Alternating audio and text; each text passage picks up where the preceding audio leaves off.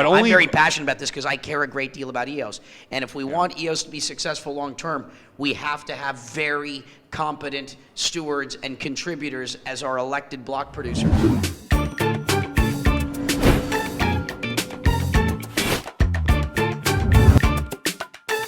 Hello, this is Brock Pierce. Welcome back to Meet the Blockers, or Meet the Block Producers, as the case may be. I am one of your hosts with Ben Sigmund. How's it going, everybody? And we are blessed to have Jae Chung of HKEOS with us today. Thank you for being here. And we are at the EOS World Expo. Thank you for having me. Excited. Yeah, so where did we meet? How did we meet? We met in Hong Kong. Yes, that was around the time we were trying to launch the chain doing go, no-go votes, actually. Yeah, so Jay's been a contributor to the community for some time. So let's just start with, how did you end up in, when I met you, you were still in high school. Yes. So how did you get into EOS? Okay, so I was actually working at a startup in Hong Kong as a software developer. And I got interested in blockchain, and we were working on a blockchain project. And I was going to a couple events. That's where I met Devin, who's also part of our team now. But basically, we decided, let's go with trying to become a block producer for Hong Kong, represent Hong Kong, and make HKEOS. Basically, in the beginning, I was just reading through a lot of the source code, trying out smart contracts, setting up nodes for the testnet. And before we realized, we were really heavily involved with trying to launch the chain, security, running testnets, running infrastructure. It was a quick ride. And a hell of a ride, actually. It was amazing. What differentiated the Ghostbusters and your team from the other testnets? Yeah, so actually there were a lot of testnets at that time, but we were being developers, very security-oriented and paranoid, actually. We wanted to make sure that when we were launching the chain, there could be as few attack vectors as possible. And in terms of security, there's no way you could get rid of every attack vector, but if there is one, you try to eliminate it.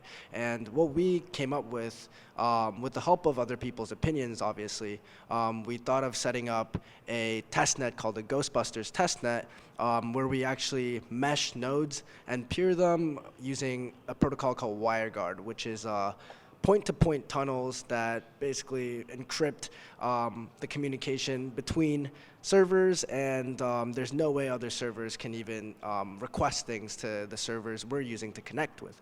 And we did this, and then we set up a bunch of scripts to automate that part. We also set up scripts to launch the chain itself, and we were practicing that a bunch of times. The first few times it didn't go as well or easily as we planned, but as we kept practicing, we got better and better, and we were well prepared for the launch of the actual mainnet. What were the other block producers you worked with on Ghostbusters? So we started it with EOS Rio, EOS Sweden, EOS 42, Block Matrix. It was an amazing team to work with, and EOS Stack. We had a bunch of developers with different skill sets and different expertise who were able to chip in and really solidify the process.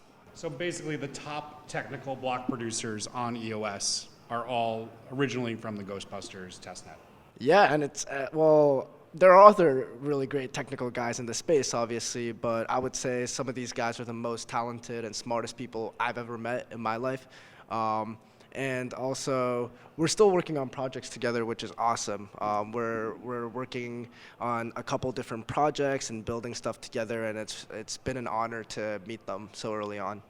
So I guess it's safe to say that if you got a problem, call the Ghostbusters. How's that theme song go? Who you gonna call? Ghostbusters. Yeah. So that's amazing that you were able to, be on that team that launched the EOS mainnet. The community is, I speak for myself, very grateful for that contribution. But you've done more than that. What else have you done in the community since then? Yeah, so we saw that it was very important for there to be a fast block explorer that met people's needs, including people who are just interested in EOS and want to search up the activity on their account, or people like us developers who want to debug their contracts with a very clean and sleek UI. And we worked with EOS Cafe to build blocks.io, and people gave us a lot of feedback on it. And we have a healthy number of users every day on blocks.io, which is amazing. We really want to make sure that we provide as much quality as possible to the community with our Block Explorer. Yeah. Yeah, I mean, you guys have a DEX integrated, and you have a pricing Wallet. API, it looks like, and Yeah. a wallet, and Basically everything you want to do with EOS, we want to make sure that you could do it on blocks.io. Basically, we want to make it like a homepage for people where if you want to do anything EOS, you go on there, you can do everything. it's true. I think Blocks is basically like a big homepage for EOS. Everything you do on EOS, I look at it almost every day, and I think a lot of other people do. If you love Blocks, comment. Tell us what you love about it. Tell us what you want to see different. We'll get it to Jay and the team. Make sure they know. Yeah, Thank you. And while you're doing that, remember to smash the like button, subscribe to the channel so that you can, tune in for more of these sort of, conversations about how this network got launched and meeting essentially our form of governance, just to remind people that are tuning in that, are not necessarily focused on this. The block producers are the governance system for this delegated proof of stake chain known as EOS. Yep. And what that is it's an experiment with governance, an experiment with electing officials. It's a liquid democratic system where we delegate our vote, we give our stake to an elected official, which we call a block producer, and they sit in office for 1 minute.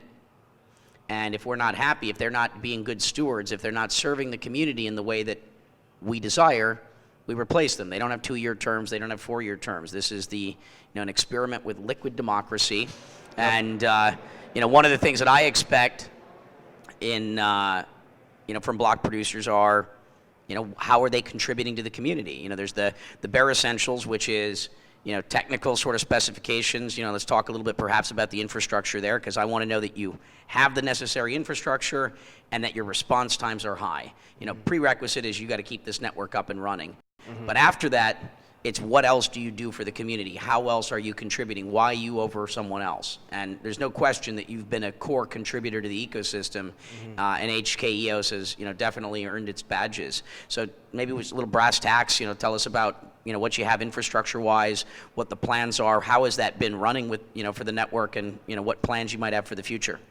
Yeah, I mean, a central theme and goal for us is to always provide good technology, build things for the community, set a good standard. And going by that, we were actually, with the Ghostbusters again, created the infrastructure sort of standard when we were launching, where we have around 2 producing nodes, 2 full nodes, and we drew up a diagram for this and how to set it up. And hopefully it was really helpful to a lot of people when that was happening. We did a combination of cloud and also bare metal servers. And recently it got pretty hard to actually support full history nodes because obviously it requires a lot of RAM. Most of the block producers don't make enough from block awards to actually sustainably provide full history nodes without running at an incredible loss. So actually there have been a lot of solutions put forth by some teams in order to try to create a solution for that. And I think EOS Rio did a great job with Hyperion. They've been developing it for months, and I think it's one of the solutions that have made a huge change for the community. So Yeah, great job definitely. on that. Thank you, Rio. When we were launching the chain after the final go vote, Block One did say there were not going to be any bugs, but obviously it wasn't completely bug-free. When we were launching, we ran into a couple problems. We had to quickly patch it. We always have to work together in order to, mitigate problems. And of course, problems do occur when we're trying to update or we're trying to launch. Yeah, and the process of patching is not an automated. Yeah. There's no automated patching system. Every block producer has to elect to install software to do upgrades and activate it at the Yep. similar times. So we wanted to make a standard for that and make it more secure. Because what if we're updating and there's a huge error or a huge problem in a fundamental functionality of the software that brings the network down, and then all of our tokens are worthless suddenly. So what I decided to do was actually create a testing suite that automatically goes through every fundamental smart contract action in the EOS.io contracts. And basically, whenever we have an update, we update to the new software and basically test all of those functions. And So it's an automated testing suite for EOS software. Yeah. That you wrote. And who uses that today?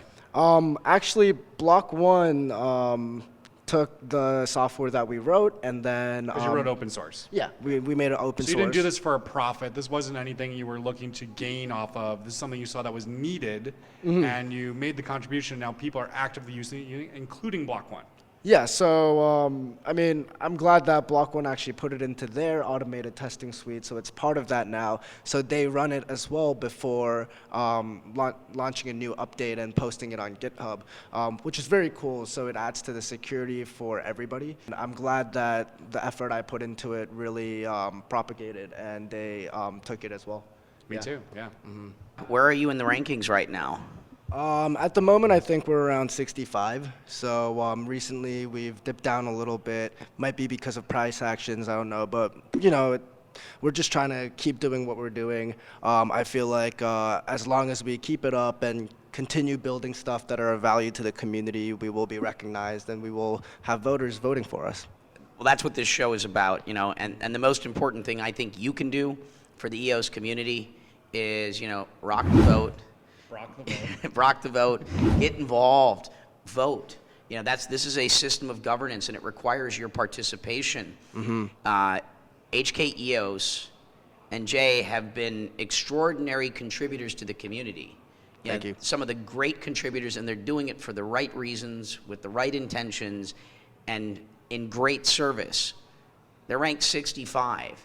This is one of the block producers that actually launched the EOS mainnet and continues to contribute while not being rewarded by the community.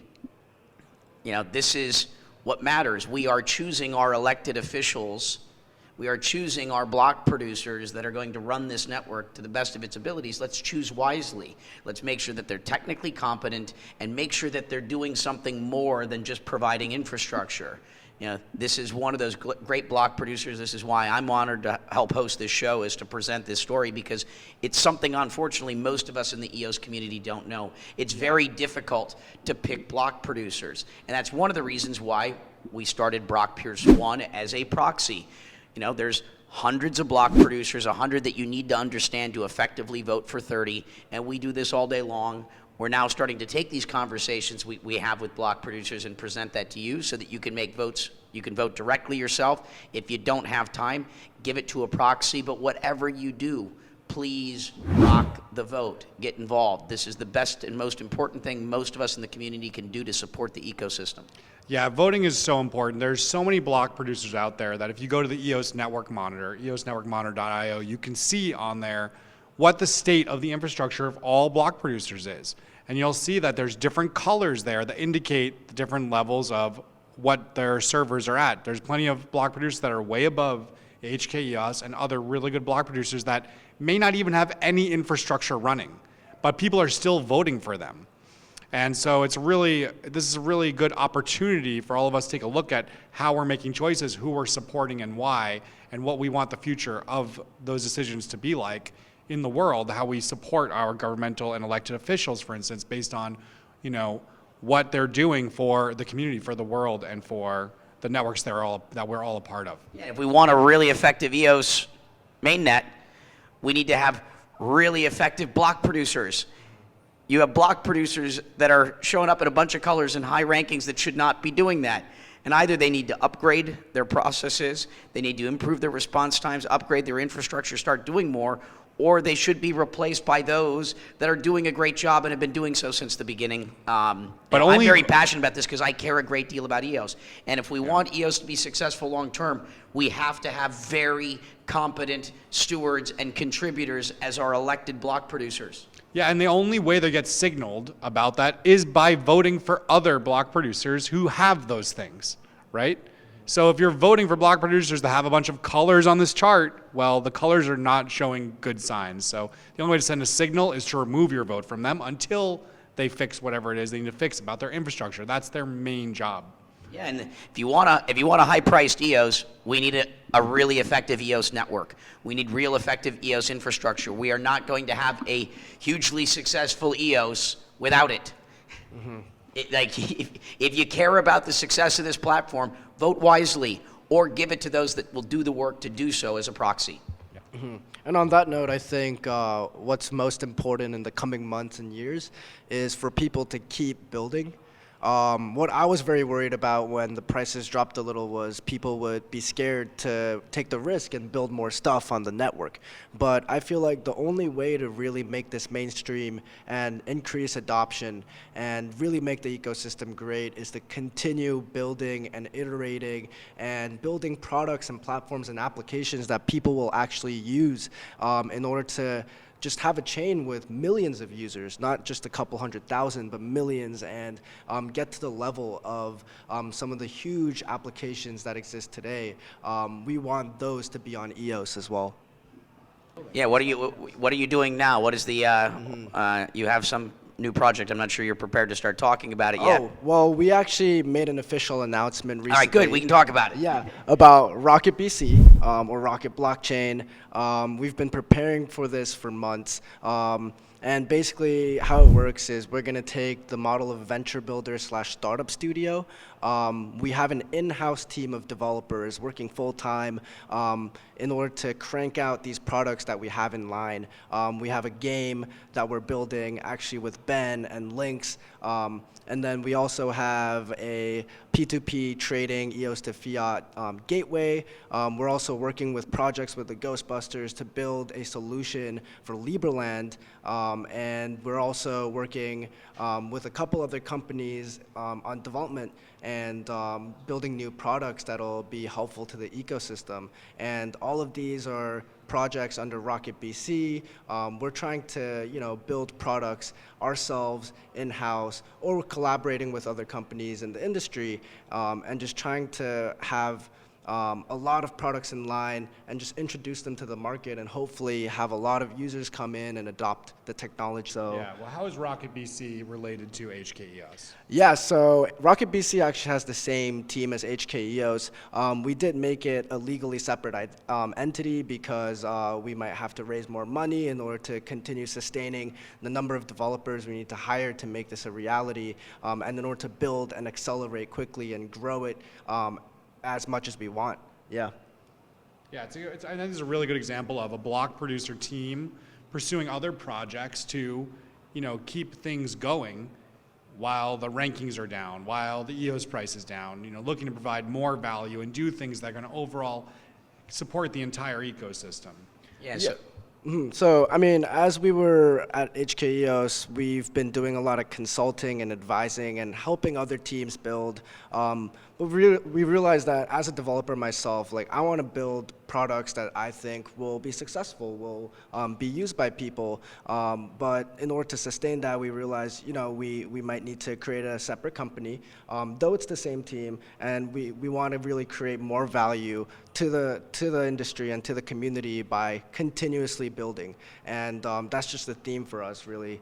We never want to stop. We don't want to give up just because the markets are down. We want to find a way, find a solution ourselves. We don't want to complain, We want to just build and be successful in our own way. Yeah. Well, so glad to have you here today. Definitely someone I would continue to watch. His EOS career started in high school, and he's accomplished quite a bit thus far. And you're also going to school right now. Where are you going to school? I'm going to Wharton, University of Pennsylvania. Oh, so congratulations on getting into that school. Jay is one I recommend we watch. Thank you for being here for episode 3 of Meet the Blockers. We are brockpierce 1 does vote for this block producer because we've been watching the great things they're doing for some time. So please tune in, check it out. Again, like this, subscribe this if you want to keep meeting all of your block producers. And Brock the Vote. Thank you so much for having me. Thank you.